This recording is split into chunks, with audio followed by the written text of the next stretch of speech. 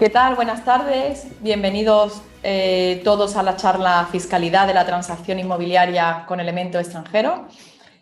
Nuestro ponente de hoy es Joaquín López Avellaneda, compañero. Es socio en el Departamento Fiscal de Martínez Echevarría Rivera Abogados. Ex opositor durante 5 años al Cuerpo Técnico de Hacienda y al Cuerpo Técnico de Auditoría y Contabilidad del Ministerio de Hacienda. Ha estado 3 años en el despacho de Garrigues y 10 años en el de Cuatrecasas. Desde el 2017 pertenece al Departamento de Derecho Tributario de Martínez Echevarría y Rivera Abogados. Tiene una amplia experiencia acreditada en fiscalidad, contencioso tributaria, inspecciones de Hacienda, planificación fiscal, fiscalidad internacional, empresa familiar. Es profesor del Instituto de Estudios Cajasol, de la Escuela de Negocios ESESA, profesor del Máster de Asesoría Jurídica del Colegio de Abogados de Granada y además ha impartido varios cursos y publicaciones, entre ellos cursos relacionados con el derecho tributario, participación como ponente en jornadas celebradas en colaboración con distintas empresas y entidades, y ha publicado varios artículos en medios especializados como Aranzadi Doctrinal, Vida Económica y en prensa. Diario Sur, La Opinión de Málaga y El Mundo Andalucía. Así que bienvenido, Joaquín, y sabemos que va a ser una charla muy interesante. Muchas gracias. Gracias. A ver si... aquí se ve, ¿no? Bien, pues muchísimas gracias al colegio, a nuestra casa, ¿no? A la casa de todos. Muchísimas gracias a la sección por la invitación y muchísimas gracias a todos los que nos estáis viendo y escuchando en estos momentos. Esperamos, por supuesto, que en breve pues, podamos vernos todos físicamente y, en fin, mientras tanto, pues hacemos uso de esta tecnología y utilizamos este medio. En cuanto a la temática que vamos a ver esta tarde, yo la he dividido en 3 bloques.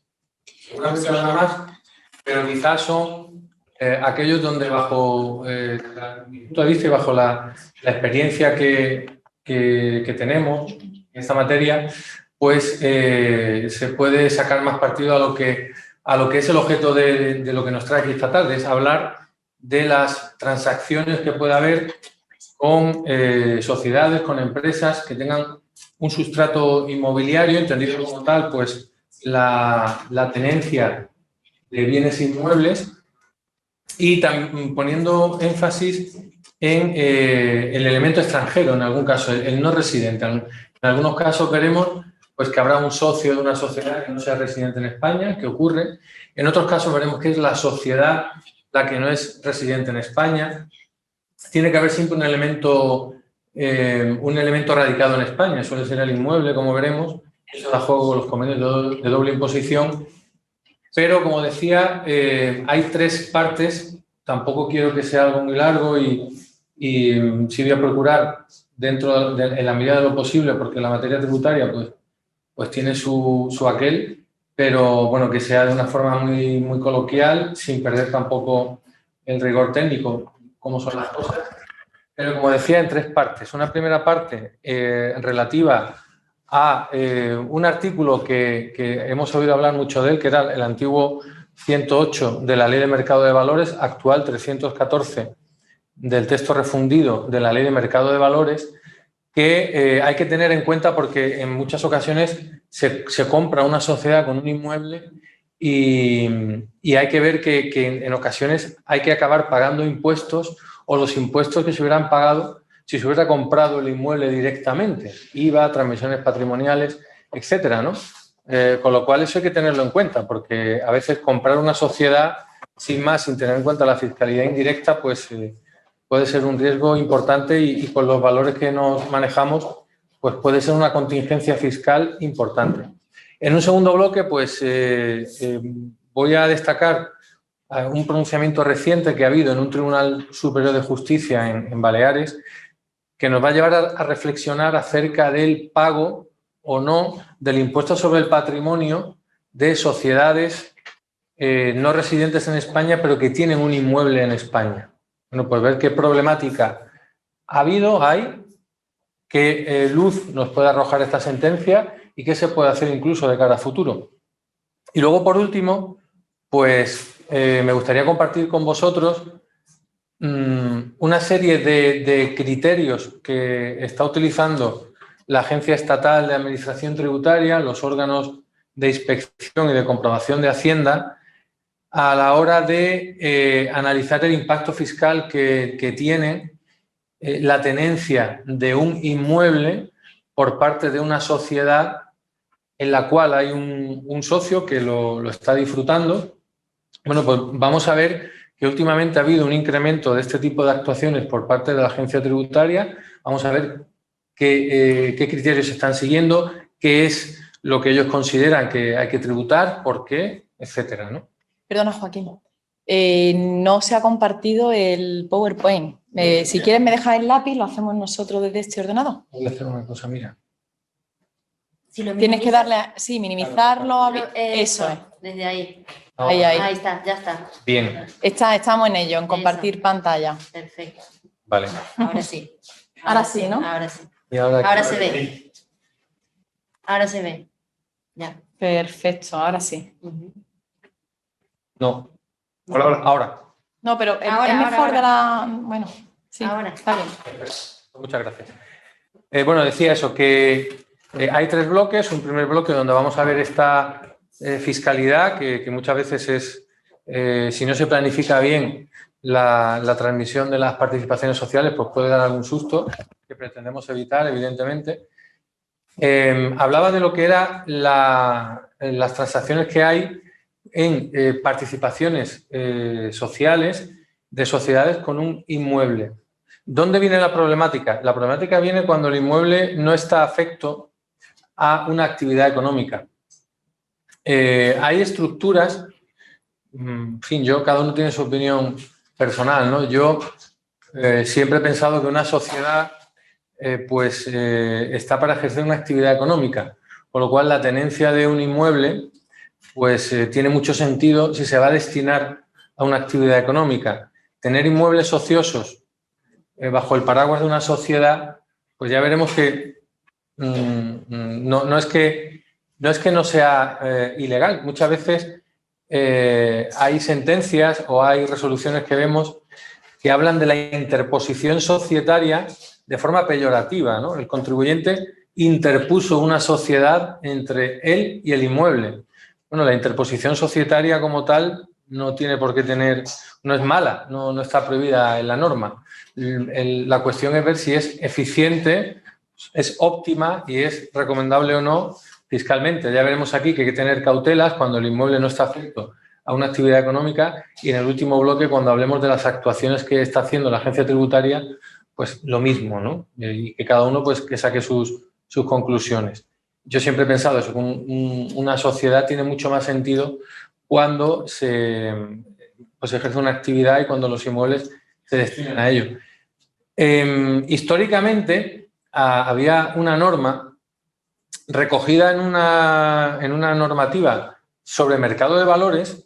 La ley de mercado de valores tiene un artículo, el artículo 108 ha dado mucho juego, que venía a decir lo siguiente, venía a decir, bueno, si alguien adquiere una sociedad, participaciones de una sociedad, y dentro de esa sociedad hay un inmueble, y ese inmueble no está afecto, yo lo resumo mucho, ese inmueble no está afecto a una actividad económica, puede acabar pagando el comprador de la sociedad impuestos de transmisiones patrimoniales como si hubiera comprado el inmueble.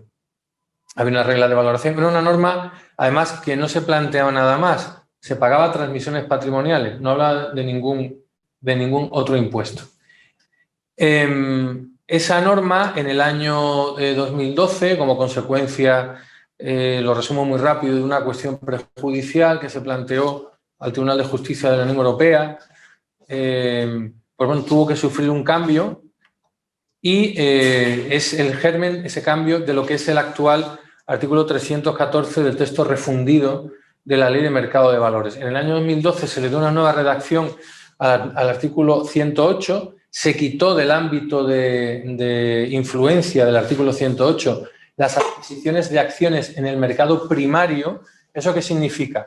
Pues significa las adquisiciones de acciones de nueva emisión cuando yo aporto un inmueble a una sociedad y me dan acciones nuevas. Eso es el mercado primario. Con la antigua redacción eso podía llegar a tributar y quedaba dentro del artículo 108, ya digo, voy más rápido porque ya no es derecho vigente, y fruto de una cuestión prejudicial se tuvo que cambiar ese artículo en octubre, a través de la ley 7/2012 se cambió ese artículo, que luego se ha refundido en el texto refundido del artículo 314 de la Ley de Mercado de Valores, que se ha configurado ya como una auténtica norma antielusoria. ¿En qué sentido? Pues quizá persigue más la finalidad que debería haberse configurado desde el principio. Y es, pues si yo adquiero acciones de una sociedad con inmuebles, bajo ciertas premisas, esta norma antielusoria, ahora veremos cuáles son, va a entender que, salvo que yo demuestre lo contrario, puedo pretender eludir el pago de un impuesto.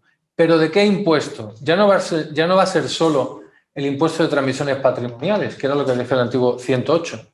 Si entra en juego el 108 era para que se tribute por ITP. Ahora esta norma es una norma antielusoria, significa tribútese por el impuesto que se pretende eludir.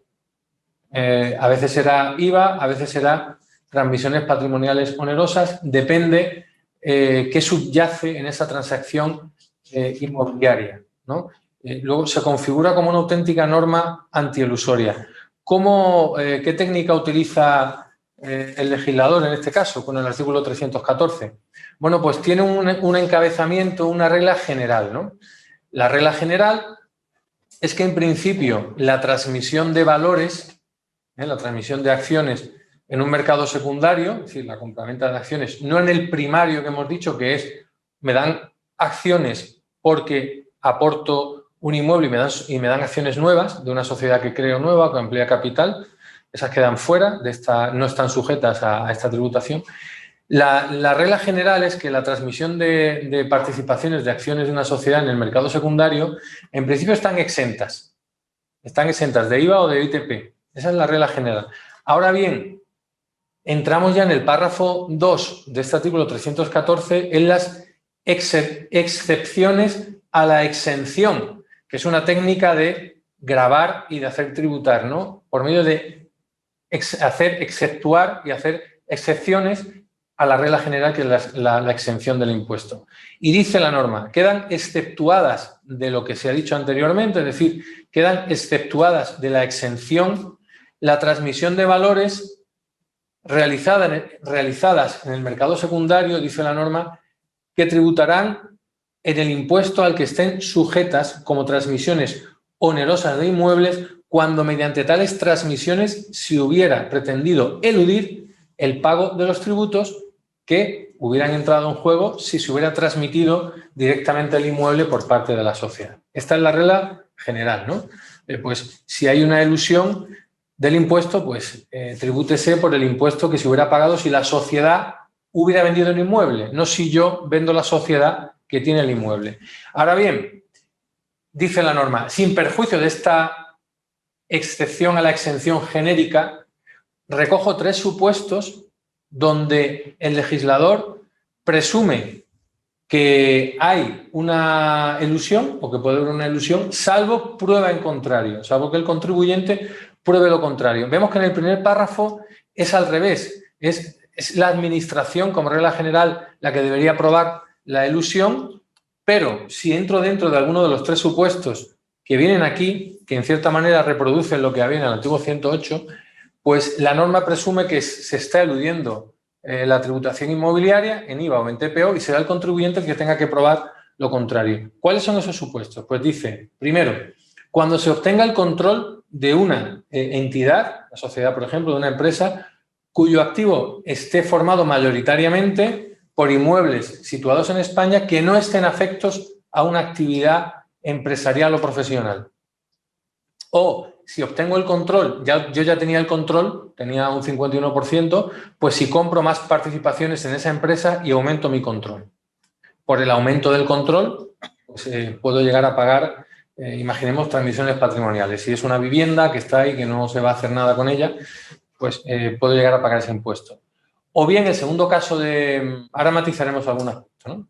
Primero vemos los 3 supuestos. El primero, control o aumento del control de una sociedad con inmueble o formada mayoritariamente con activos, mayoritariamente en su balance, no afectos a una actividad empresarial o profesional, inmuebles radicados en España, o bien si en vez de adquirir el control de una sociedad con un inmueble, pues adquiere una sociedad que a su vez tiene otra y esta otra. Hay una cadena societaria, ese segundo caso, pero al final hay un inmueble. Bueno, la finalidad es la misma, ya sea compro una sociedad con inmueble o compro una sociedad que en el activo tiene otra y al final voy tirando hasta dar con el inmueble, pues ese supuesto entraría dentro de esta norma antielusoria, de estas presunciones iuris tantum de elusión de la fiscalidad inmobiliaria. Y luego un aspecto importante, el tercer punto que hay que tener mucho cuidado, y es, se presume que hay una elusión cuando, lo voy a explicar con mis palabras, cuando las participaciones de la sociedad que yo vendo y que me compra otro a su vez, esas participaciones son de una sociedad en las que yo, antes de que hayan transcurrido 3 años desde la venta, yo he aportado un inmueble, no afecto a una actividad económica, lo aporto a esa sociedad o creo esa sociedad y la vendo. Pues el comprador, aquí estamos siempre hablando del adquirente, el comprador puede llegar a pagar, o se presupone que hay una elusión del impuesto, tendría que demostrar que el inmueble está afecto a una actividad, etcétera, porque aquí los matices en derecho tributario son fundamentales. Cualquier mínima palabra, pues aquí el demonio se esconde en los detalles pequeñitos, ¿no? Y me puede cambiar la tributación y el impacto fiscal. Aquí la norma habla de cuando los valores transmitidos han sido recibidos por una aportación de bienes inmuebles, siempre que tales bienes no se afecten a actividad empresarial o profesional. Muy importante. Con lo cual, si yo quiero probar lo contrario, debería demostrar que ese inmueble está afecto a una actividad empresarial o profesional. Si no, cuidado con vender acciones, que nos ha pasado alguna vez cuando nos han preguntado, y tenemos que tirar, tenemos que ir hacia atrás. ¿De dónde viene? ¿Cuál es la historia de esta sociedad? Ah, pues hace 2 años aporté un inmueble. Cuidado, ¿está afecto a la actividad? Pues no, está inactivo. Pues cuidado porque el comprador puede pagar transmisiones patrimoniales, por ejemplo, ¿no? Podría ser el caso. Aquí ha habido un endurecimiento del requisito porque el antiguo 108 de la Ley del Mercado de Valores hablaba que tenía que haber transcurrido al menos 1 año desde la aportación del inmueble a la sociedad hasta el momento de la venta de las participaciones de esa sociedad que yo adquiero como consecuencia de la aportación del inmueble. Ahora son 3, ¿no? Con lo cual, cuidado, ¿no? Un par de comentarios. Un comentario... está subrayado, esta presentación está a vuestra disposición, a través del colegio se os puede facilitar sin problema. Veréis que la transparencia se ha subrayado inmuebles que no estén afectos a actividad empresarial o profesional. Bueno, aquí ha habido mucha polémica o debate en cuanto a la actividad de arrendamiento, ¿no? La actividad de arrendamiento, si yo vendo una sociedad con inmuebles destinados al arrendamiento, me tengo que fijar en lo que dice la ley del IRPF para ver si esa sociedad realiza una actividad económica, porque la ley del IRPF, artículo 27, lo que me dice es que para que la actividad de arrendamiento sea económica, no habla de, por eso empresarial o profesional es un concepto más amplio, actividad económica, me dice ese artículo que tengo que tener una persona con contrato laboral a jornada completa que gestione los alquileres. Y hay un requisito que no dice la ley, pero que lo han matizado mucho los tribunales, y es que tengo que tener una masa inmobiliaria, un número de inmuebles, que no se dice en ningún sitio en la norma, que me justifique, evidentemente, la contratación de esta persona. Esos son requisitos de IRPF. Aquí estamos hablando de fiscalidad indirecta, no directa, con lo cual ya ha habido algunas consultas de la Dirección General de Tributos pues que han aclarado que aquí tenemos que irnos no al artículo 27 de la ley del IRPF, sino al artículo 5 de la ley del IVA, que me dice que esa actividad económica o realizan una actividad económica aquellos que sean titulares de un bien y obtengan una renta continuada en el tiempo con el ánimo de explotar el bien, etcétera. Y dice, en concreto, los arrendadores. Los arrendadores son empresarios, en principio. Un concepto más amplio. Luego, no me tengo que ir a esos requisitos más encorsetados de la ley de renta, sino que como estoy en el marco de la fiscalidad indirecta, es decir, IVA o TPO, pues Hacienda ha matizado que me tengo que fijar en esos requisitos mucho más amplios con la ley de IRPF. Pero ya vemos que esta es una norma antielusoria, ha dado lugar ya a consultas, por ejemplo, hoy pues había una en cuanto se aprobó la norma que le preguntaban a Hacienda, bueno, ¿y si lo que hacen es que compran varios y ninguno adquiere el control? Seguimos como con el antiguo 108, que no había...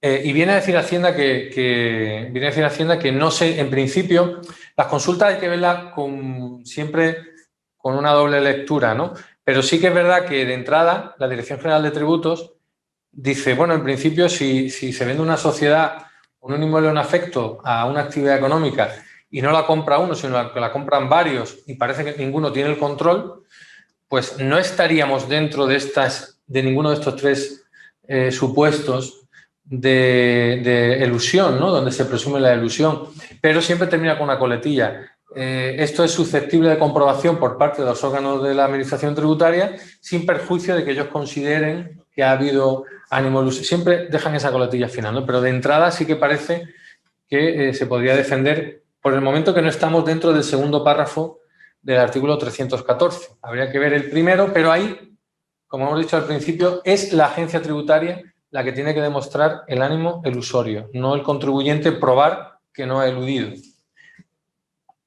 Un matiz importante también, que creo que es importante.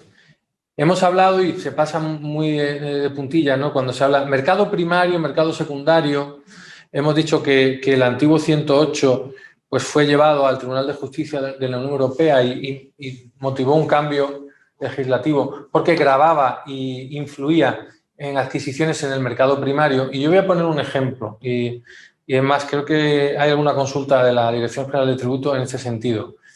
El ejemplo es sencillo de entender, es, pues imaginemos, en este caso creo que era un matrimonio, que son propietarios de una sociedad española, por ejemplo, y esa sociedad tiene un inmueble situado que está en España. Entonces, ellos lo que habían pensado era aportar las participaciones de la sociedad española, que recordemos tiene el inmueble en su activo, aportarlo a una entidad holandesa. No era una BV holandesa, era otro tipo de entidad, pero que sí que recibían a cambio una especie de certificado. No eran a lo mejor acciones o calificadas o lo que nosotros entendemos en nuestra legislación como acciones o participaciones sociales, pero sí que era un título donde, bueno, pues se veía que al final era este matrimonio, si me permitís la expresión, una especie de intercambio de cromos. Yo soy titular de una sociedad española que, recordemos, tiene el inmueble, un inmueble no afecto a una actividad económica, una vivienda, por ejemplo, y lo que voy a hacer es aportar, ojo, las participaciones de mi sociedad española a una entidad holandesa. Con lo cual yo me voy a convertir en socio de la sociedad holandesa. La sociedad holandesa o la entidad, vamos a llamarlo la entidad, un tipo de entidad propia de allí, holandesa, es propietaria de la sociedad española que a su vez tiene el inmueble no afecto situado en España. Bien, pues aquí hay que tener en cuenta dos transacciones bajo mi punto de vista. Una en el mercado primario y una posible en el mercado secundario que podría quedar dentro de la tributación del 314. La del mercado primario que no paga impuestos o no paga este tipo de impuestos, ¿cuál es? Pues la del mercado primario es que este matrimonio ha adquirido sociedades, participaciones, mejor dicho, certificados de una entidad nueva que se ha creado en Holanda y a cambio de dar a esta entidad sus participaciones en la sociedad española reciben participaciones en la holandesa. Eso es el mercado primario y ahí no hay ningún tipo de gravamen en este sentido. Pero ojo, la entidad holandesa adquiere participaciones no nuevas, no son participaciones nuevas, son participaciones que ya existen en una sociedad española y que perfectamente me podrían decir que está haciendo una transacción en el mercado secundario y que está adquiriendo participaciones de una sociedad española con un inmueble, y habría que ver si ese inmueble está afecto o no a la actividad económica, pero podría entrar como sujeto pasivo esta entidad holandesa como adquirente de una sociedad española. Eso puede pasar, y es más, hay una consulta vinculante de la agencia tributaria que así lo apunta. Por eso digo que las consultas hay que leerlas muy bien. Desde luego, siempre la mejor forma. La consulta mejor que uno puede leer es la que ha planteado, porque le llega completa. Las que se publican en la web de la agencia tributaria no son, muchas veces no son completas, hay que verlas muy bien, pero sí que es verdad que esta que digo sí que desliza esa posibilidad. Es decir, cuidado, que aquí puede haber dos transacciones. Una, mercado primario, adquiero títulos de una sociedad, de una entidad, mejor dicho, nueva, holandesa, pero ojo que esta entidad a su vez está adquiriendo participaciones en una empresa española. Con lo cual, a la hora de planificar todo esto, hay que tener en cuenta este tipo de implicaciones fiscales y calcularlas y tenerlas identificadas. En la transparencia, en esta, pues vemos lo que hemos comentado al principio. Bueno, pues que el artículo 314 es una auténtica norma antielusoria y que, como dice aquí, salvo prueba en contrario, que tiene que ser el contribuyente el que pruebe, pues están los tres supuestos, ¿de acuerdo? De control de una sociedad con inmuebles, en su mayoría, no afectos o que tengan en su activo más del 50% de inmuebles no afectos a una actividad empresarial o profesional. Lo mismo, pero de forma indirecta, es decir, en vez de adquiero participaciones de una sociedad que tiene otra sociedad y al final de la cadena hay un inmueble no afecto, o transmisión, y mucho cuidado con esto, de participaciones sociales que vienen de una empresa a la cual se aportó un inmueble en un arco temporal inferior a 3 años desde que se aporta el inmueble a la sociedad hasta que la sociedad se transmite. Luego, cuidado con esto.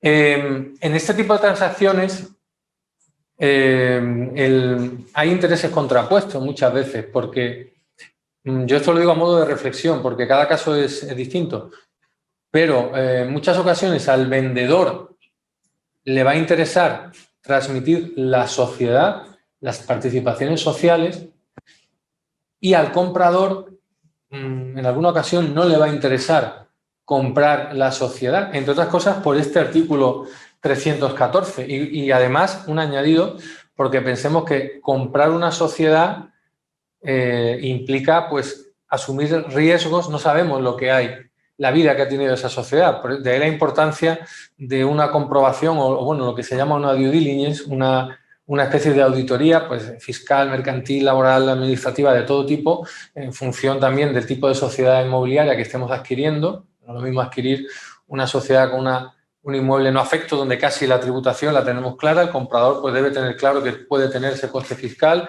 ver si le merece la pena o no, que una sociedad pues, bueno, con un inmueble afecto, con un hotel, por ejemplo, etcétera, bueno, pues habría que de entrada, evidentemente, defender la no tributación, la exención en la compra de esas participaciones, pero a cambio, pues hacer una buena auditoría fiscal, mercantil, laboral, ver bien lo que hay en la sociedad, porque me puedo convertir en responsable de algún gasto que no se haya deducido bien, de algún criterio fiscal que haya adoptado la sociedad en los últimos 4 años, que sabemos que son los años que tiene la agencia tributaria para comprobar, o 5 en el caso de delito fiscal.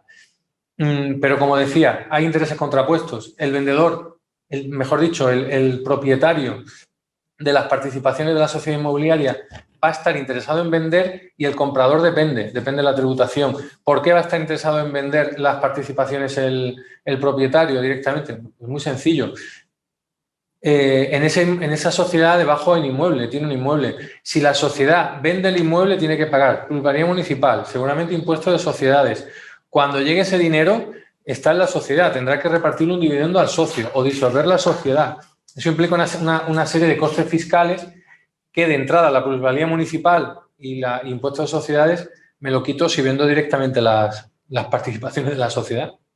Y ahí habría que ver, en función de si hay un elemento extranjero, si hay un no residente, pues incluso ver si tributa o no esa ganancia en España en función de lo que diga el convenio, en función de varios parámetros donde no se puede dar una respuesta clara hasta que no se vean todos los elementos de la operación. Pero puede incluso, desde ser una ganancia de aquí y que se pueda deducir en el país de residencia del propietario de las acciones, como en alguna ocasión, depende del convenio y la cautela que haya tomado a la hora de gravar o no, o de permitir que se pueda gravar o no esas ganancias, pues una ganancia que no tribute aquí, que hay que declarar esa no sujeción en España, porque así lo dice la norma de no residentes, aportando certificado de residencia fiscal del transmitente, del país, etcétera, para comprobar qué convenio se aplica, pero que digo que son intereses contrapuestos frente al comprador, que tendrá que ver si el bien está afecto, si no, si va a tener que pagar o no, y si entra dentro de esta normativa del artículo 314. Perdona, la cámara está allí, vale. Vale. Perdona, me voy a poner un poquito más aquí. Bueno, tampoco perdí mucha diferencia. El segundo bloque es relativo a la imposición en el patrimonio. Y a mí me ha parecido interesante traerlo porque aquí hay aquí hay que ser muy prudente. De entrada, en derecho tributario, por lo menos yo siempre por la prudencia y más viendo los criterios que hay últimamente, la forma de actuar que estamos viendo que tienen también los órganos de inspección, hay que ser prudentes. Si tenemos ocasión de hacer un asesoramiento preventivo, muchísimo mejor. Y traigo a colación un debate que por ahora hay una sentencia que le ha dado razón al contribuyente. Me parece un debate interesante y sobre todo con el elemento no residente o el elemento extranjero que estamos hablando aquí en esta sesión. El caso, pues un caso fácil. Imaginemos, imaginemos el caso que había aquí, ¿no? Era un matrimonio alemán, con residencia fiscal en Alemania, que eran propietarios de una sociedad alemana que a su vez tenía un inmueble situado en España, en Baleares. Entonces se estaban planteando la tributación en el impuesto sobre el patrimonio. Recordemos que el impuesto sobre el patrimonio tiene una cláusula en su articulado que viene a decir que, bueno, sabemos, doy un paso atrás antes de abordar lo que dice la sentencia. Por impuesto de patrimonio puede haber dos tipos de contribuyente, por obligación personal o por obligación real. Contribuyente por obligación personal es el residente fiscal en España que tributa por todo su patrimonio mundial, no es el caso porque si no, no tendría sentido que habláramos de lo que vamos a decir ahora, o el no residente, que es el caso, no residente fiscal en España, que solamente tributa, dice la norma, por los bienes y derechos situados en España o que puedan realizarse en España. Luego aquí hay un caso interesante y es no residente fiscal en España, matrimonio alemán, que son titulares directos de una sociedad que no es residente en España. Una sociedad alemana que sí que tiene un inmueble situado en España, pero lo que ellos tienen es una sociedad con un inmueble situado en España, pero tienen la sociedad. Luego la pregunta es, ¿un no residente en España titular que es propietario de un bien no situado en España tiene que pagar patrimonio? Pues en principio no, porque queda fuera, no hay ningún elemento español en esta propiedad, ¿no? Ellos son propietarios de las participaciones sociales. La postura de la Dirección General de Tributos no era esa, era decir, bueno, el convenio de doble imposición, aquí es muy importante siempre irse primero al convenio, a la hora de ver en tributación internacional, nos vamos al convenio y vemos el marco que el convenio deja a los países firmantes del convenio, a partir de ahí vemos la normativa interna. La interpretación de Hacienda y que continúa, yo he visto alguna consulta última de 2020, es decir, bueno, primero, el convenio permite a España gravar o entrar a tributar, permite al Estado español que pueda entrar a gravar en el impuesto sobre el patrimonio esta situación. Repito, unos socios no residentes que son titulares de una entidad no residente en España, pero que tienen la sociedad un inmueble en España. Hay muchos convenios, bueno, no muchos, entre ellos Alemania tiene esta cláusula, Reino Unido, Uruguay, hay algunos que tienen una cláusula que viene a decir que cuando un no residente, los convenios hay que leerlos también muy despacio, dice, cuando un residente en un estado contratante, en este caso, en nuestro caso, Alemania, matrimonio alemán, tiene acciones de una empresa que a su vez tiene un inmueble situado en el otro estado contratante, España, ese otro estado contratante podría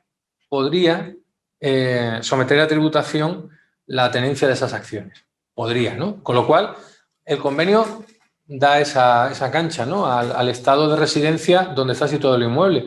Pero hay que ver si la normativa interna, la normativa de patrimonio, habilita a España para que someta a tributación en patrimonio pues este esquema patrimonial.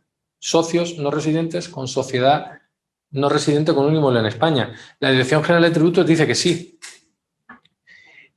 Hacienda, en esta comprobación a estos contribuyentes, decía que sí. Bueno, pues hay una sentencia de 3 de diciembre del año 2020, dictada por el TSJ de Baleares, en su sala en concreto, la Sala de lo Contencioso Administrativo, que dice que, a pesar, yo he rescatado un párrafo que yo creo que es el centro de todo el debate, a pesar de la facultad que le pueda conferir el convenio a España, en este caso al convenio hispano-alemán, de sujetar a tributación en impuesto del patrimonio a un no residente que es propietario de acciones de una sociedad no residente que a su vez tiene un inmueble situado en España, dice la sentencia, la legislación interna española no contempla este supuesto como hecho imponible, no cabiendo la exigencia del impuesto del patrimonio al no resultar el no residente titular de derechos ejercitables o realizables en territorio español. Este matrimonio es titular de una sociedad radicada en Alemania, una sociedad no residente. Esta sentencia es muy interesante y hay que verla con toda la cautela. ¿Por qué? No es jurisprudencia, por supuesto, que son 2 o más sentencias del Supremo, es un criterio de un Tribunal Superior de Justicia. Es decir, si uno aboga por la prudencia, ¿qué puede pensar? Bueno, pues un escenario prudente podría ser pagar impuesto del patrimonio. Si yo tuviéramos un caso parecido aquí, pues un matrimonio no residente en otro país, que tiene una sociedad, pues eso, alemana, pero que el inmueble estuviera en Andalucía, este mismo matrimonio alemán, pero con un inmueble aquí en Andalucía, yo por lo menos mi consejo sería, de entrada, para evitar una sanción, para evitar una multa, sería tributar en patrimonio, en el impuesto del patrimonio, por estas acciones y declararlas y tributar por ello, si llegan a lo mínimo exento, evidentemente, si lo superan, y acto seguido, una vez que he pagado, impugnar, invocando el artículo 123 de la Ley General Tributaria, impugnar mi propia autoliquidación del impuesto del patrimonio, mi modelo 714, y pedir una devolución de ingresos indebidos. Con eso me evito la sanción y me evito... sabemos que si Hacienda llegara, pues me impondría una liquidación y además una sanción. Si lo hago así, pues me evito la sanción. Y luego le daría también una vuelta a aquellos que hayan pagado impuesto del patrimonio en los últimos 4 años y que sean titulares de sociedades no residentes con inmuebles en España y que hayan pagado impuesto del patrimonio, y plantearme si puedo impugnar y pido la devolución de ingresos indebidos de lo que haya pagado en los últimos 4 años. Por lo cual esta sentencia, bueno, pues es reciente, es del año pasado, es de hace unos meses, pero yo creo que es muy interesante y que puede abrir una vía interesante. Yo en mi caso aconsejo prudencia. De entrada no hay nada, porque sabemos que Hacienda, cuando dicta sus liquidaciones y alguien, y le ponemos incluso en las alegaciones doctrina del Tribunal Superior de Justicia X, te contestan diciendo que a ellos no les vincula la doctrina lo que digan los TSJ, que ellos solamente lo que diga el Tribunal Central o el Supremo, con lo cual mucho cuidado, pero un asesoramiento prudente pues podría ser pagar y luego recurrir. La propia autoliquidación se puede hacer y se evita una sanción. La última parte, bueno, pues aquí se trata de compartir experiencias que estamos teniendo. Seguramente habrá muchísimas más y porque vemos que es una tendencia que ya inició la agencia tributaria hace 2 o 3 años y que ha vuelto con fuerza ahora. y es la siguiente. Además, por eso he puesto al principio cuestiones a tener en cuenta el inicio de las actuaciones inspectoras. ¿Cómo inicia Hacienda este tipo de actuaciones? Partimos, o el supuesto de hecho inicial es sociedad. Imaginemos una sociedad española con un bien inmueble situado en España, la sociedad española o extranjera. Veremos los matices de una o de otra, porque aquí el elemento extranjero vuelve a ser determinante, ¿no?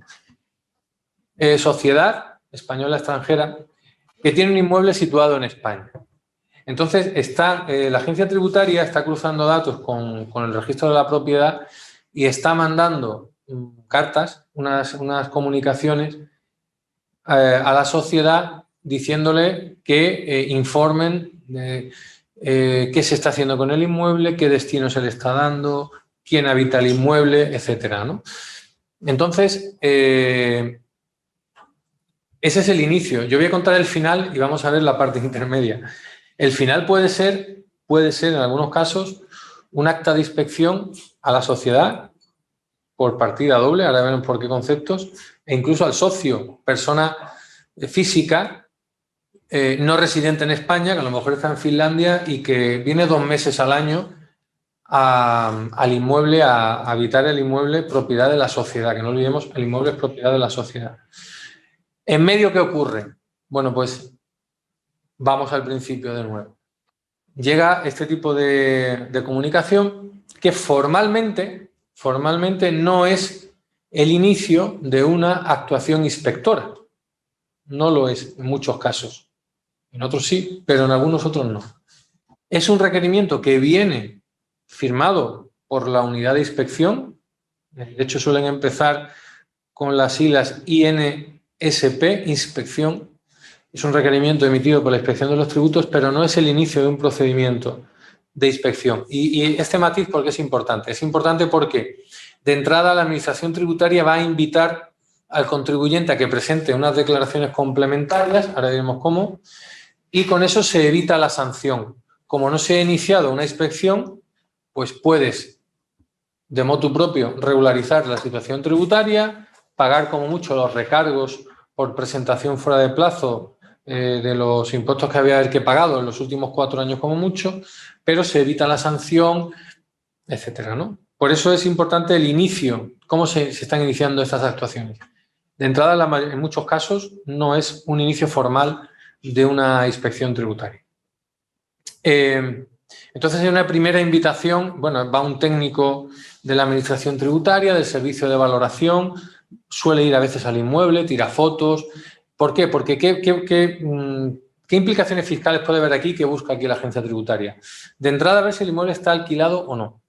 En muchos casos ese inmueble no está alquilado, vamos a poner un caso tipo, ese inmueble no está alquilado, es propiedad de la sociedad, es una vivienda y el socio viene, pues a veces viene más tiempo, otras veces viene menos, suele ser un socio no residente fiscal en España, una persona física porque está menos de 6 meses a lo largo del año natural aquí, en verano, a veces viene cada 2 años, etcétera.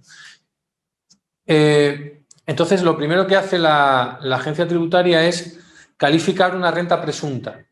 La sociedad tenía, porque esto es una operación vinculada, artículo 18 de la Ley del Impuesto de Sociedades, es decir, es una operación entre la sociedad y su socio o administrador, puede ser uno u otro, a veces coincide, normalmente el caso tipo es socio único o compartido con la familia.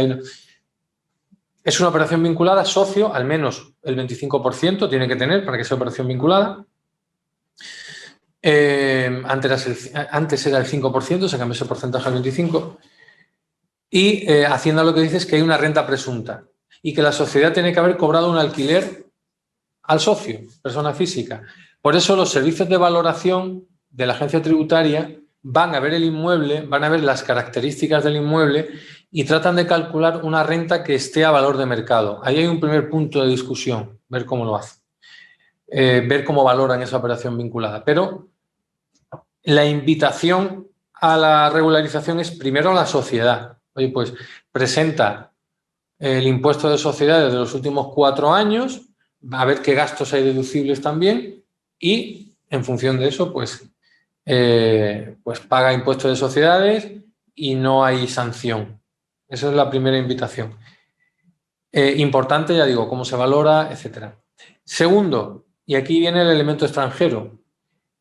Si la sociedad es no residente en España, porque lo siguiente que va a hacer, yo no quiero entrar en mucha arena técnica, pero lo que ha hecho Hacienda con esta renta presunta es lo que se llama un ajuste primario, se llaman operaciones vinculadas. Ajuste primario es la sociedad tiene que pagar un alquiler que no le ha pedido nunca al socio. El socio y hace luego el correlativo al primario, si es ingreso para la sociedad, el ajuste bilateral que se llama debería ser un gasto para el socio. Normalmente, como el socio es persona física y ese gasto no es deducible, ahí no lo puede aprovechar, ¿no? Pero siempre lo ponen en las actas, bueno, como el socio no lo puede aprovechar ese gasto. Es decir, el ajuste primario siempre tiene la otra cara, ¿no? Que es, si es ingreso para uno, es gasto para otro, pero como no es deducible, le pido el dinero a la sociedad por sociedades y al socio no le pido por ahora nada. Pero ahora viene el ajuste secundario. El ajuste secundario es ver la verdadera naturaleza de esa renta.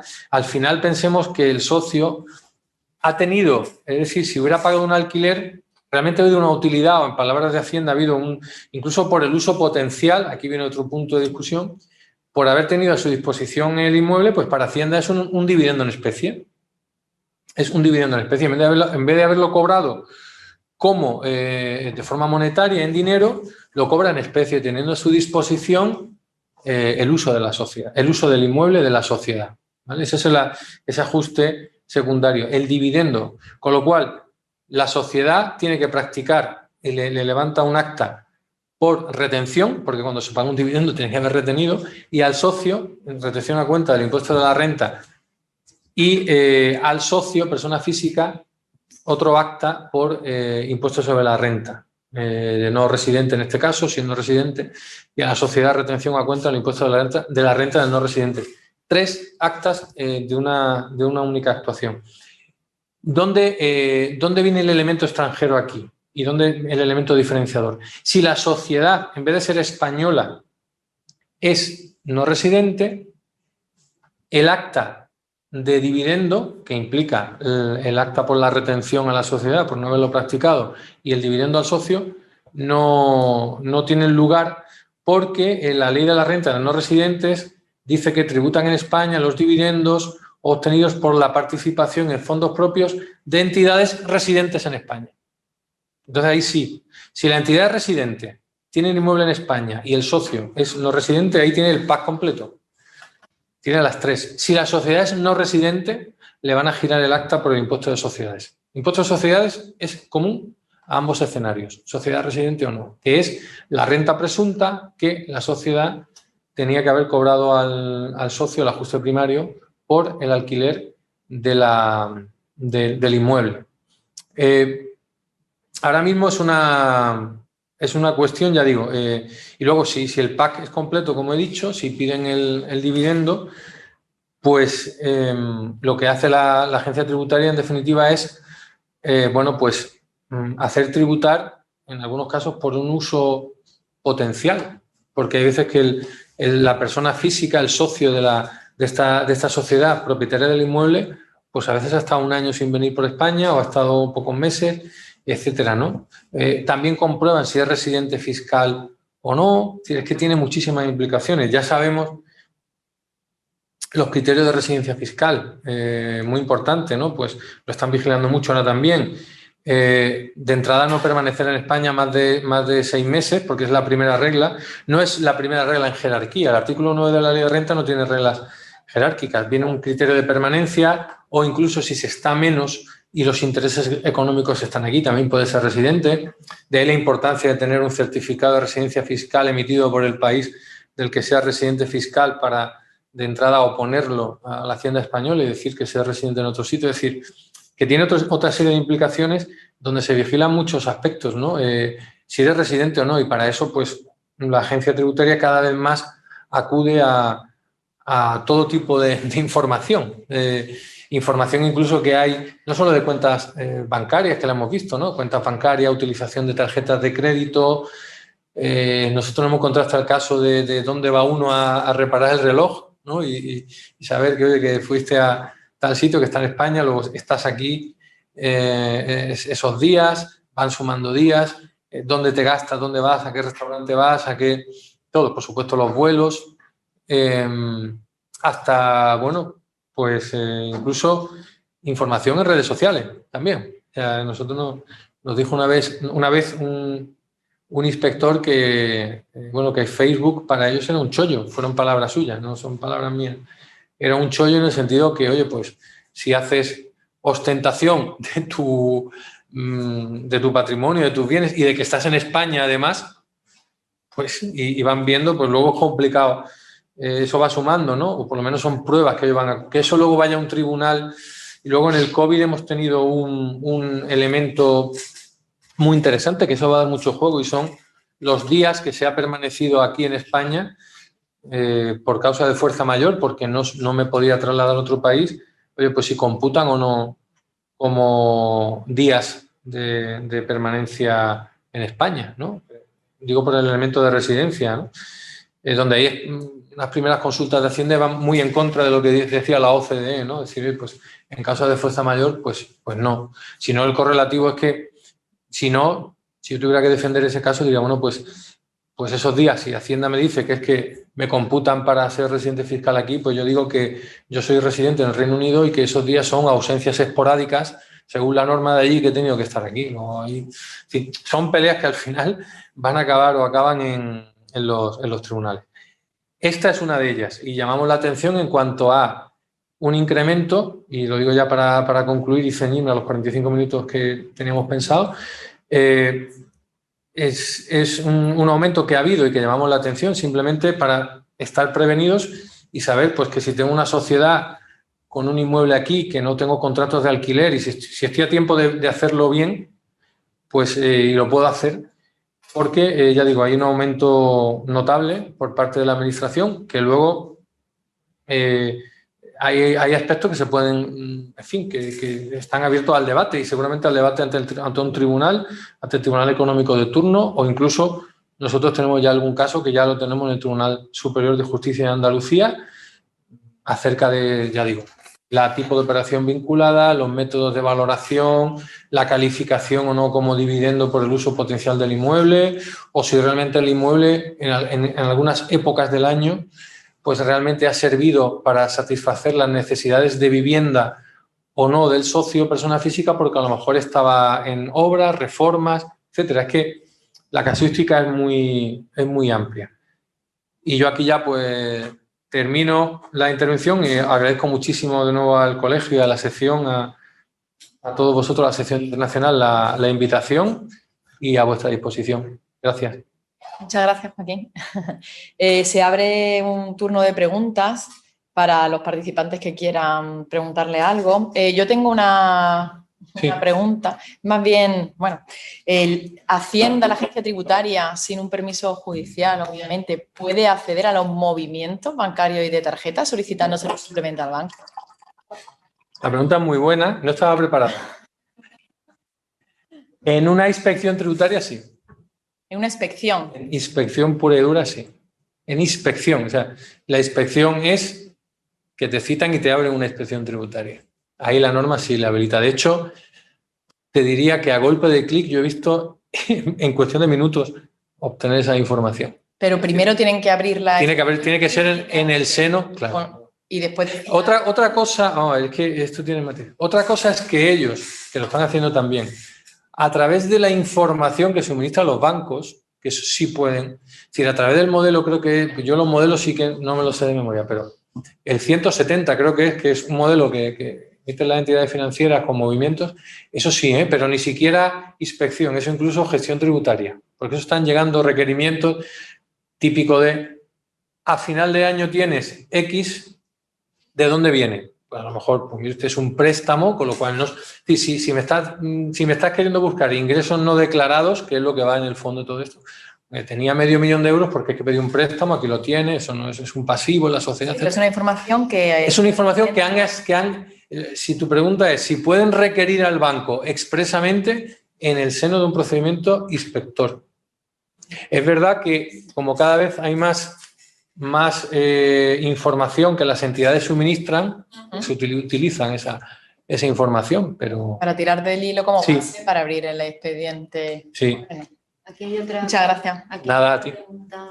María Teresa del Valle. Correcto. Sí, María Teresa del Valle, que agradece la ponencia y habla de una sociedad británica que tiene un inmueble en Sí. España. El administrador viene esporádicamente a pasar cortas temporadas. El ¿Se ca- le es que el imputaría caso- una renta presunta? Es que el caso, mira, ¿Cómo arreglar esto antes de que venga una inspección? ¿Cómo se fijaría el alquiler? bueno, María Teresa, muchas gracias a ti, en primer lugar. Y es el caso tipo, es decir, ¿cómo se, bueno, por parte, se le imputaría una renta presunta a la sociedad? Sí. ¿Cómo se calcula? Bueno, pues en función del tipo de inmueble, es decir, aquí hay que ver qué le cobraría esa sociedad a un tercero por el alquiler. Depende si es una villa, si no, es una casa más modesta, no. Es decir, cómo estaría en el mercado ese alquiler. Eso Hacienda utiliza sus técnicos de valoración. Imaginaos que a veces, pues, bueno, valoran, ahí hay una pelea también, ver cómo han valorado, pero de entrada sería ver ese alquiler en el mercado a cuánto estaría. Se le puede imputar una renta presunta a la sociedad. Si la sociedad es, me has dicho, británica, pues se va a quedar ahí. Porque al ser británica el socio no deberían ir al dividendo. ¿Cómo se arreglaría? Pues, bueno, en principio con declaraciones complementarias para evitar por parte de la sociedad. Lo que ocurre es que la declaración complementaria a su vez puede ser objeto de comprobación. Entonces, tiene que ser una declaración, dice la ley, completa. Luego hay que ver muy bien los criterios de valoración. Yo recomendaría ahí ver, pues eso, pues a través de un experto inmobiliario, ver qué vale eso en el mercado, si quiero dar el paso, porque con eso te estarías evitando las sanciones a la sociedad. Sí, claro. Joaquín, ¿Qué tal, Adolfo? una pregunta que tengo. No sé si habría un cuarto o un quinto ajuste cuando se trata de un inmueble que se ha construido por una empresa promotora. De repente Hacienda llega a la conclusión de que el inmueble pues, se ha puesto a disposición del socio. Una autopromoción. La autopromoción, que realmente no tenía la finalidad de venderla a un tercero, sino la de ser usado por el resto. Y claro, lo que se nos ha planteado a algunos clientes en Marbella, zona de Marbella típico, es que le quitan el derecho a deducirse IVA. Sí. O sea, que el pelotazo grande lo mete Hacienda no porque haga los ajustes de IRPF, de IRNR o de impuestos sobre sociedades, sino que le dice, ahora me vas a devolver todo el IVA que te has deducido en la compra y en el proceso de construcción. ¿Qué comentarios puedes hacer para aliviarle este rejón al cliente? Mira, primero, estamos en una fase, en este tipo de comprobaciones, previa a las actuaciones que hemos ido comentando, ¿no? En las actuaciones que hemos comentado son ya viviendas construidas, etcétera, donde ya hay Aquí estamos en la fase previa. A ver, yo estuve a punto de entrar en la inspección, pero os prometo que no soy inspector, pero la respuesta, no sé si siendo muy realista, a ver, depende del uso que se le vaya. Claro, aquí el uso es privado, ¿no? Es el uso es que ahí la defensa es complicada. Es complicada porque realmente te has convertido en consumidor final. Entonces, el IVA ahí yo vería más peleable si intentan sancionar y en función de las circunstancias que hayan concurrido en el caso, lo que es la sanción, que por ahora al recurrirla se queda suspendida en vía administrativa, pero lo que es la liquidación y el fondo lo veo de difícil encaje en la deducibilidad, la verdad. Además, se nos han planteado también esos casos y incluso algunos los tenemos en cuanto a la sanción. Y yo en algún caso he recomendado no recurrir a la liquidación porque la sanción está reducida a un 30% si no recurres la liquidación. O sea, habría que ver. Pero de entrada el diagnóstico no es muy bueno, la verdad. Y otra pregunta. Con respecto cuando Hacienda hace tributar por TPO la compra de una sociedad, Sí. porque considera que está dentro de los supuestos de presunción de ilusión, podría, si el vendedor es un no residente, podría también exigir el 3% de retención por el precio de compra. En la sociedad no, porque solo de inmuebles. Eso hay algo ya, no sé si a través de Informa, pregunta de esta frecuencia. No, es un también muy bien traído, pero no. Porque la norma sí que habla expresamente. No, las sociedades con sustrato inmobiliario no afecto tienen implicación en compra, aquí no es la venta de la sociedad, y luego, muy curioso, en donaciones, la ley de financiación de comunidades autónomas, sabéis que tiene 3 reglas, ¿no? 2 muy conocidas y una más desconocida. La primera es sucesiones, mortis causa, se aplica a la norma de la comunidad autónoma donde resida el causante. Hay que combinar los 2 artículos de esa norma. Hay que ver la fecha de fallecimiento, los 5 años anteriores y donde haya venido. Lo digo porque no vale venir. Vengo a Andalucía y al año, por desgracia, fallezco y mis herederos. No. Si uno combina esa norma dentro de la misma norma de financiación con la residencia habitual, llega a la conclusión que es donde los últimos 5 años hayas residido la mayor parte del tiempo de forma habitual. Residir es no solo estar empadronado, sino venir al médico aquí. Esa sucesión mortis causa normativa de la comunidad autónoma del causante. En donaciones, la regla general de dinero, por ejemplo, donde tenga la residencia el donatario, lo mismo en los últimos 5 años antes de la donación, donde ha estado más tiempo. Y hay norma específica para inmuebles y te dice, si donas un inmueble, tiene que ser la comunidad, se aplica la norma de la comunidad autónoma donde radica el inmueble, Andalucía.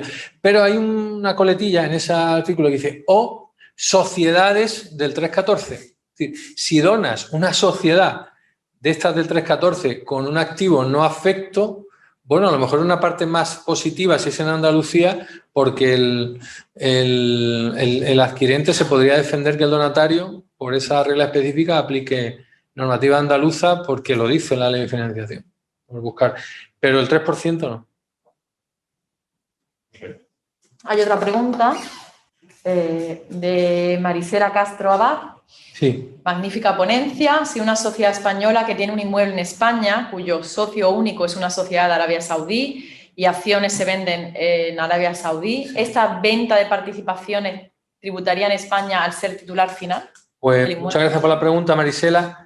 Yo me comprometo a contestártela viendo el convenio, porque el de Arabia Saudí no lo tengo controlado. Hay que ver el convenio y ver si el convenio, en este caso, hay ocasiones en las que la conclusión, depende del convenio, es que no tributa aquí, pero hay que declararlo como no sujeto y aportar un certificado de residencia fiscal, en este caso sería del socio único en Arabia.